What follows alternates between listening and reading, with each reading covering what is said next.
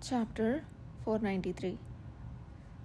Yudhir's gaze was neither focused on the middle-aged man known as the sage, nor on the bespectacled young man who was speaking to him.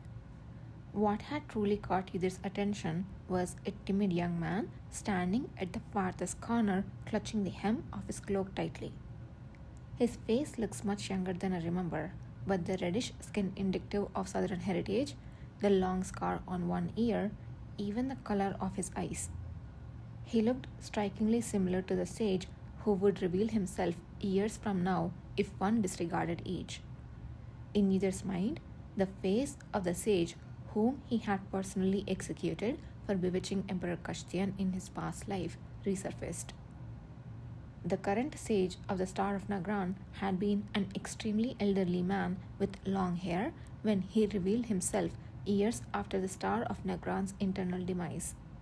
His back hunched, he found it difficult to walk without a cane, and his skin was full of wrinkles. To anyone who saw him, he appeared to be close to his final days. Such an elderly awakener was exceedingly rare, so much so that Yudhir had never met another like him. Kana never referred to the sage from this timeline who existed prior to the residence of Star of Nagran as an old man. She had said he was somewhat advanced in age, which meant someone around the age of Stiber or just a bit older. Other descriptions and actions thus far hardly resembled the sage Yudhir had killed. The sage had garnered an undeserved title of spiritual mentor and had led many followers, but he was neither moderate nor meticulous. The reason he could attract so many followers despite his inconsistency was his ability to scratch people's hidden ulterior motives with cruel words nonchalantly. The sage blamed the weakness of the world on the weak, preaching that the superior should punish and make them repent.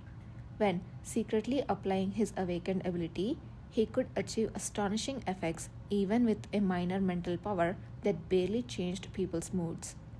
Had Yudhir not boldly dragged him in front of Emperor Kashtian to interrogate him, had he not rattled the man by recalling the name of his cult, Star of Nagran, coincided with a long-gone terrorist group, Yudhir might have met an earlier end. Emperor Kashtian's trust in the man had been that deep at that time. Therefore, Yudhir had never been particularly convinced that the sage he killed in his past life was the same as the sage of the Star of Nagran existing in this timeline. The sage of this era, at least on the surface, acted contrary to his own actions, leading awakeners while meticulously hiding from the state. He did know in the past life that the man he killed had some connections with the current Star of Nagran. He had always intended to gladly deal with him if they ever crossed paths again. But I never thought I would encounter him so young, here of all places. Yudhir scanned the young sage's face, tinged with a mix of disappointment and puzzlement. How is this possible? It's only been 11 years. Could the old appearance in my previous life have been conjured by his abilities? At that time, another young man standing beside the sage gently tapped him on the back and spoke. Although the voice was too soft to catch the words clearly, the name caught Yudhir's attention. Let's go, Damon. Damon. Different from the alias he used in his previous life, I wonder if that's his real name. Yudhir committed the name to memory. Only then did he turn his gaze toward the middle-aged man whom the youths had called sage. The man looked like a middle-aged man one might encounter from the Empire. His grey white brown hair and smiling face gave off an impression of kindness that anyone would feel, and his eyes were incredibly warm. Let's go inside, Sage. It's cold if you're planning to go out tomorrow. Pressured by the awkward yet caring gestures of the young men, the middle-aged man referred to as the sage entered the house. Among them was a sage from his previous life who timidly held out his hand and mumbled. Yudhir swallowed a cold, sardonic laugh at the sight. They have gone in. If that house is their new base, we won't have to follow them immediately. What do you think, Yudhir? Hin grinned as she asked, her tone suggesting that she was open to any course of action. Yudhir finally shifted his gaze away from the closed door and looked around at everyone. I agree, there is no need to follow them right away, but I think I have found out something important. Something important? Like what? Their true identities. Huh? They are awakeners, aren't they? What else is there? We all know about the Star of Nagran group that we chased in Tenno, right? Feeling the eyes of his comrades upon him, Yudhir spoke slowly yet gravely. They are not ordinary awakeners. They are definitely part of the Star of Nagran. The one they called the Sage seems to be their leader. The leader of the Star of Nagran? That old guy? Finn, who had personally confronted the Star of Nagran in Tenno, widened his eyes in disbelief and quickly turned his head toward the house where the sage and the young man had entered.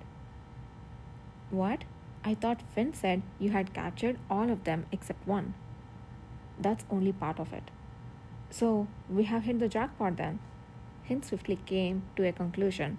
Her eyes, cute as a water fairy's, twinkled uncontrollably with excitement. What should we do? Charge in right now? No. Other than coming to treat the crown prince, they haven't done anything yet. We need to prioritize gathering information. I will report to the commander. And as for the surveillance, I will handle that part. Enon, who had remained silent and withdrawn up to this point, suddenly spoke up. Everyone except Yudhir looked at him with puzzled eyes. Can you handle surveillance alone? How?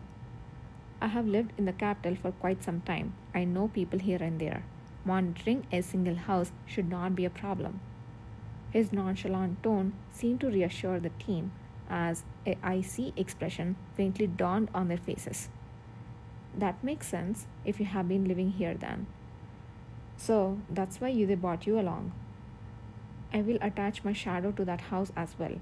That way we can at least detect when they leave. Gakane added softly. His abilities had advanced considerably during the Western mission.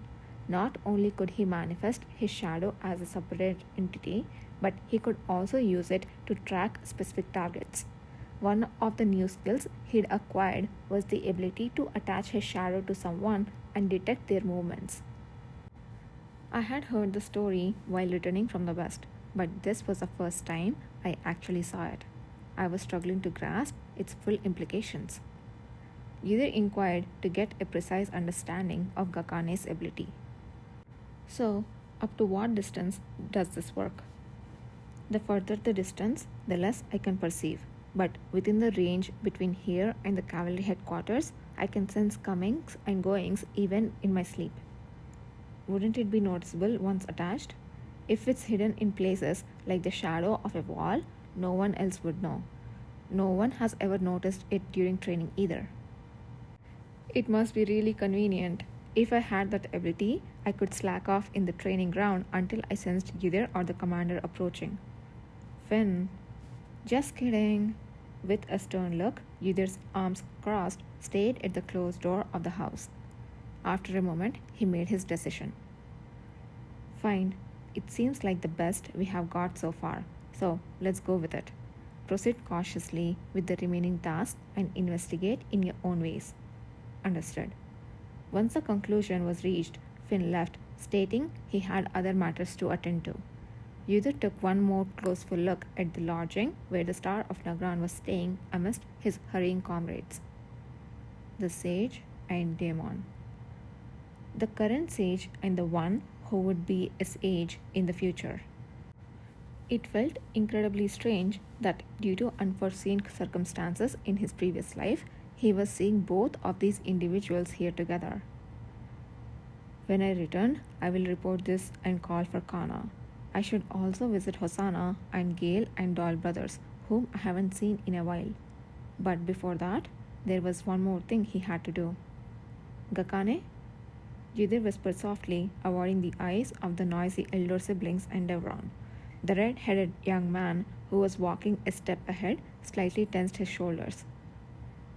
Let's talk when we get back. ... When they returned, the cavalry headquarters was in the midst of practicing a dance. The members were so engrossed in learning the aristocratic dance for the first time that they hadn't noticed a few had stealthily slipped away and returned. The elder siblings ran towards their practicing comrades with bright faces, while Devron grumbled and disappeared with a reluctant expression. As for Gakane, he was quietly observing his practicing comrades with a face that hardly ever displayed his usual smile. Either spoke as he watched him. If you're going to practice dancing too, we can talk afterward. I already know how to dance, Gakane answered softly. Don't you need to practice either? I also know how to dance. While it was true that Either was planning to dance man to man with Kishir, since the dance's basics were already known to him, he wasn't as pressed for time as those who were starting from scratch. I see. Anyway, if neither of us needs to practice, there is no need to stay here any longer. Follow me. Either led Gakane to a secluded area. It was next to a large tree near the training ground, a place where members rarely visited at this hour. You have seemed off since yesterday. Is it because of what the commander said? The thing that's been bothering you?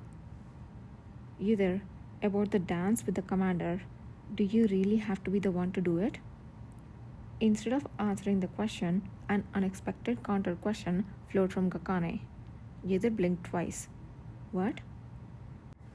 While I understand the idea of changing the criteria in light of the second gender consideration, and the commander always thinks in the right direction, so I believe it's a well-considered decision. But why does it have to be realized in a situation that hinges on your future? Why does it have to be you? At the end of the rapid-fire words, Gakane bit his lip tightly. Blood rushed to his cheeks, making him flush, and beads of sweat formed next to them. Either the social circles where nobles gather are truly terrifying places. If you start off like that, your future won't be that of a promising new star in the cavalry. You will be forever overshadowed by the commander. People might not realize how terrifying that is, but I do,